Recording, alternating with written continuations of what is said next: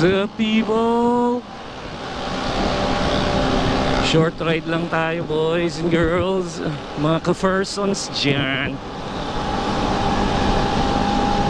So, vlog lang tayo maiksi today. Naisipan ko lang lumabas kasi holiday eh. Anyway, our topic for today is the things that I hate sa mga motorcycle riders nowadays. Medyo maiksing listahan lang naman. So, to begin with, as a motorcycle rider at nagmamaneho din ng 4 wheels, may mga kinaiinisan ako sa mga kapwa riders ko kapag ka nagmumotor pag nasa daan ng public roads. Number 1, ang isa sa mga kinaiinisan ko sa mga riders nowadays, and as you all know, dati na ako nagmumotor. 25 years ago nagmumotor na ako. Anyway, so number 1 na kinaiinisan ko, yung rev ng makina. Nung araw hindi uso yan. Naka inline 4 din ako nung araw, mga super bikes. Pero hindi ako pala rev ng makina, lalong lalo pagdating sa stoplight o sa mga tunnel. That's what I don't get about riders. It's fucking unnecessary. Doesn't do anything aside from siguro papasikat ka nga talaga kasi nga naka inline 4 cam. I understand, maganda yung tunog, pero it's just something that you do to please yourself or magyabang sa paligid mo o kapwa mo rider na nasa tabi mo na walang inline 4. It's fucking pathetic. Anyway, so that's number 1. Nakakairita yun. My number 2 na pet peeve is yung when riding, say for example, sa linya na to, may kapwa ka riders, ang karamihan ng gumagawa nito, hindi gumagawa nito mga naka big bike eh. May mangilan-ngilan siguro, pero wala pa ako nakakasama sa daan. Mga maliliit, mga scooters. Sa isang linya, nakikipag-share sila ng ng linya. Nandyan sila sa tabi mo, o kaya nandito. The problem with that is, problema sa ganun, kapag mayroon akong kailangang iwasan, say for example dito sa daan na to,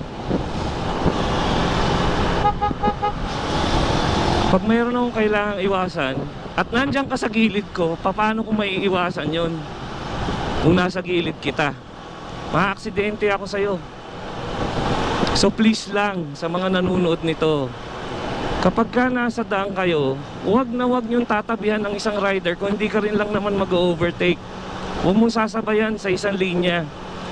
Hindi porkit kasya kayo dyan sa isang linya na yan, mag-share na kayo sa linya na yan. Hindi ganun yun. It's not how it works. So to you dickheads who does that day in, day out, that you ride, please fucking stop it. It's freaking annoying. Makakakos pa kayo na aksidente. So utang na loob, tigil-tigilan nyo yan. Number 3 na ayaw kong ginagawa ng mga riders nowadays. Well, ito kayo magagalit, well, okay lang naman magalit kayo, pakialam ko. Hindi ko naman kayo kilala. Pero number 3 is yung hate on hate sa riding community. Pati yung brand wars, isa pa yan. So pare-pareho tayong riders eh. Pare-pareho tayong ang passion natin sa makay sa motorsiklo eh.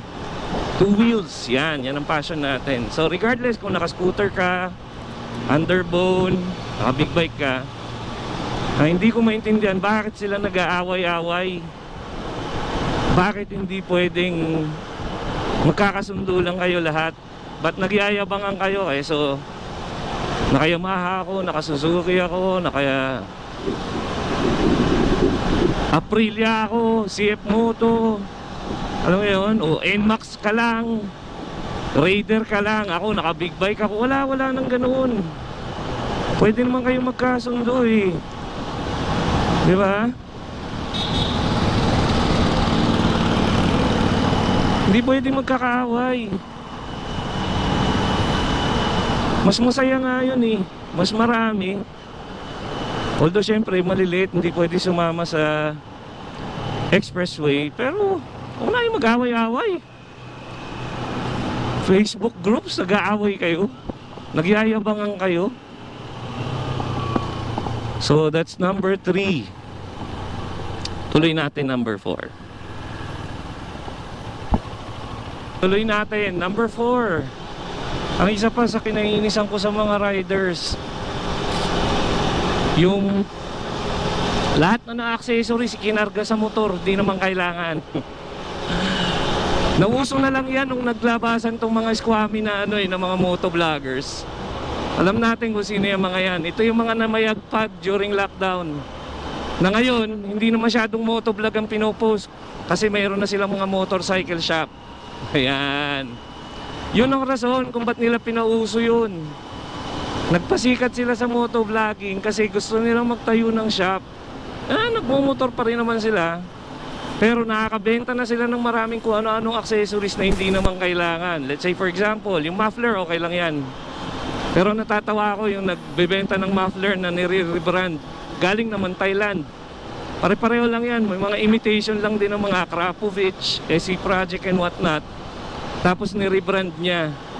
Anyway, there are accessories that are useful, but majority of which na ikinakarga ninyo sa mga motor ninyo, hindi nyo naman kailangan. Huwag nyo na ikarga.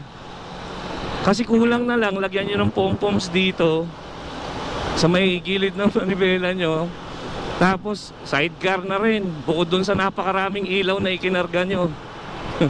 Ngayon lang ako nakakita ng mga sport bikes na punong-puno ng ilaw eh. Anyway, yan, isa yan sa mga kinaiinisan ko. Ang daming kolorete, di naman kailangan sa motor. Ilagay mo yung mga magagamit mo, mag-i-improve ng performance ng motor mo. The lights, I guess I get it. Pero wag naman yung sport bike mo pinagmukha mo na adventure bike. Sana bumili ka na lang na adventure bike. Tapos yung mga, since nandun na rin tayo sa topic ng may mga ilaw na nakakarga, kakabit ka na ng ilaw, tapos nag-filter ka sa lane. Habang naka-filter ka sa lane, ang lintik, naka-blinker ka pa habang traffic. Huwag mong irason na for visibility. Traffic nga eh, stand still, nag-filter ka na eh, nasa gitna ka na ng linya eh. So hindi mo na kailangan ng visibility kasi may busina ka. At saka when you're filtering, filter with care.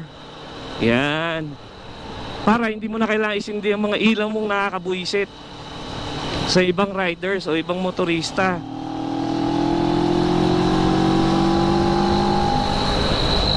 Respeto yan sa daan, kasama yan. Kasi it's very, very, very fucking annoying, I swear.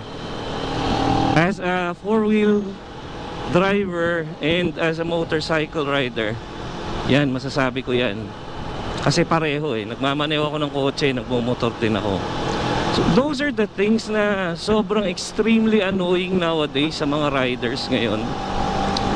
Nung araw talaga, sinasabi ko sa inyo, kukunti lang yung ganyan eh.